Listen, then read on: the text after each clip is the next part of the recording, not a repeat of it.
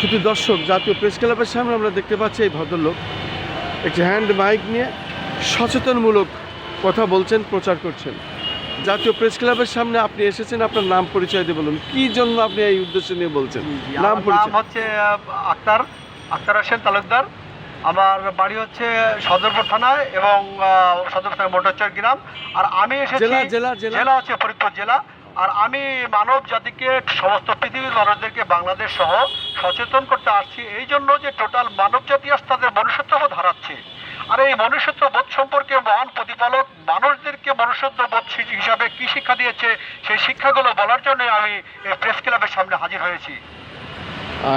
তারপরে আপনি, এখন তো পবিত্র মাহে রমজান মাস, আজকে 28 রোজা, 28 রোজায় তো আজকে, তা ধরার কয়দিন পরেই পবিত্র ঈদ।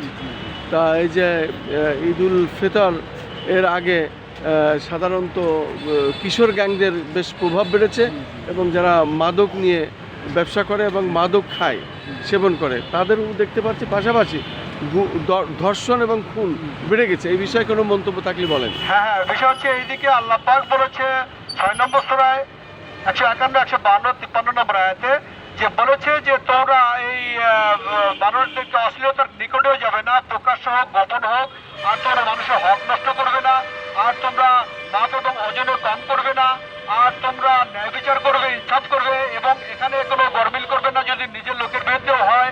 তাহলে বিষয় হচ্ছে এইদিকে এখন 8টা বিষয় আলোচনা করেছে এখানে, যে সরল পথ, এটা হচ্ছে ওয়াহাদা সিরাতুল মুস্তাকিম, এটা হচ্ছে সরল পথ। সূরা আনাম 6 নম্বর সূরা 151, 152, 53, এই সরল পথ থেকে সরে যাওয়ার কারণে আমরা যখন বাঁকা পথে গিয়েছি না, তখন আমাদেরকে অন্ধকার পেয়ে বসেছে। অর্থাৎ আমাদের এই ফেন্সিডির বলেন, আমাদের নেশা বলেন, আমাদের এই অশ্লীলতা বলেন, আমাদের ধর্ষণ বলেন, এগুলো আমাদের আছে। অর্থাৎ মহাসত্য সম্পর্কে স্রষ্টা যে আমাদেরকে দিক নির্দেশনা দিয়েছে, এর থেকে আমরা দূরে সরে যাওয়ার কারণে আজকে শুধু আমাদের দেশ না, টোটাল পৃথিবীতে মানুষ দাঁড়ানো অস্থিরতায় এবং অনেকের ভিতরে ডুবে আছে।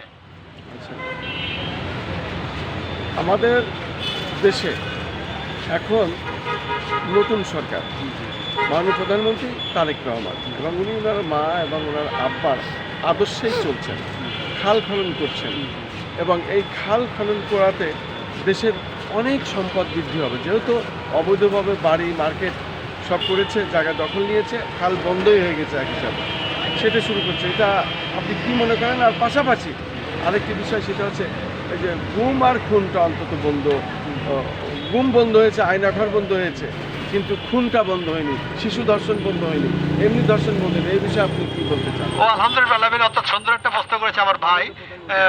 হচ্ছে মাননীয় প্রধানমন্ত্রী এবং তার যে বাবা এবং তার মায়ের যে আদর্শ, মানুষ তাদেরকে শ্রদ্ধা করে। জিয়াউর রহমানকে মানুষ শ্রদ্ধা করে, এবং জিয়াউর রহমান যখন মারা গিয়েছিল, মানুষ কান্নাকাটি করে, মানুষ অস্থির হয়ে গেছিল।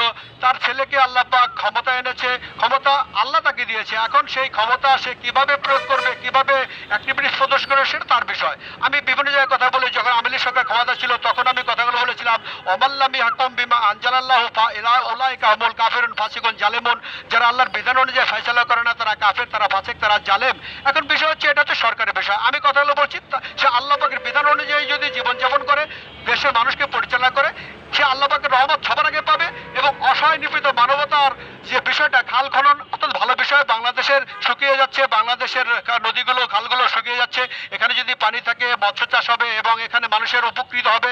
সে যে সমাজের বুকে যারা জেলে রয়েছে, যারা আজকে তাদের পেশা হারাচ্ছে, কৃষি জীবন হারাচ্ছে, তাদের উৎপাদন খরচ বেড়ে যাচ্ছে। এখন বিষয় হচ্ছে, এগুলো ভালো বিষয়। এখন ভালো বিষয়গুলো আমি তাদের, কেউ হয়তো বলবে তাই দালালি করছি কিনা, না, দালালি না, ভালোটাকে ভালো বলবো, খারাপটাকে খারাপ বলবো। এখন বিষয় হচ্ছে এইদিকে, ঠিক আছে, ওকে, ধন্যবাদ। আর বিষয় হচ্ছে এইদিকে, আমি যে কথাগুলো বলছি টোটাল মানব জাতির জন্য। টোটাল মানব জাতি আজকে কিন্তু দিশেহারা। টোটাল মানব জাতি আজকে ইহুদি এবং খ্রিস্টানদেরকে তারা বন্ধু হিসেবে গ্রহণ করেছে। আমরা দেখি সৌদি আরব, মক্কা মদিনা সহ যারা যুদ্ধগুলো হচ্ছে, সেই যুদ্ধে আমরা দেখছি মুসলিম বিশ্ব কথা বলছে না। এরা তাদের ভয় হচ্ছে মানুষের ভয়, ইহুদি খ্রিস্টানদের ভয়, এদের ভয় হচ্ছে আমেরিকার, ভয় হচ্ছে রাশিয়ার, ভয় হচ্ছে চীনের, ভয় হচ্ছে এদের ইহুদিদের। আর যারা মুসলিম ছিল তাদের ভয় ছিল একমাত্র আল্লাহর দিকে। সরকারকে বলবো, সরকারকে জ্ঞান অর্জন করার জন্য, তার বাবা একজন অত্যন্ত উচ্চমার্গের আদর্শ লোক ছিল, অত্যন্ত উচ্চমার্গের আদর্শ লোক ছিল, অত্যন্ত উচ্চমার্গের আদর্শ লোক ছিল জিয়াউর রহমান। আলোচনার মধ্যে আমি বলবো না যে তাজা অবস্থান আল্লাহ পাকের কাছে কি রেজাল্ট হবে, আমি বলবো না তারেক জিয়ার রেজাল্টটা কি হবে, আমি বলবো না তারেক জিয়ার খালেদা জিয়ার কি রেজাল্ট হবে, তার কর্ম অনুযায়ী তাকে রেজাল্ট হবে। আল্লাহ পাক বলেছে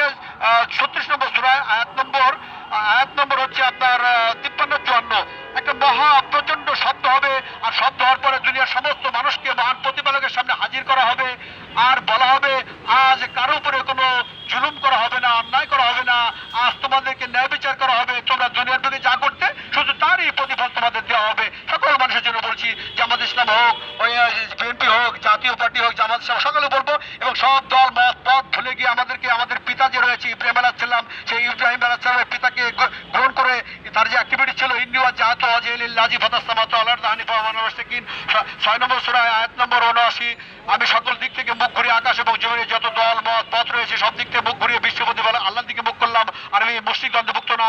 একটা বিষয় হচ্ছে আপনি দেখতে পাবেন 2 নম্বর 145 নম্বর আয়াতে ইহুদিরা বলে খ্রিস্টানদের কোনো ভিত্তি নেই, খ্রিস্টানরা বলে ইহুদিদের কোনো ভিত্তি নেই। আবার বলে হে মোহাম্মদ, তুমি যদি সমস্ত প্রমাণ এই কিতাবধারীদের কাছে দাও, এরা তোমার কিবলা মানবে না আর তুমি তাদের কিবলা মানবে না, আর এরা নিজেরাও একে অপরের কিবলা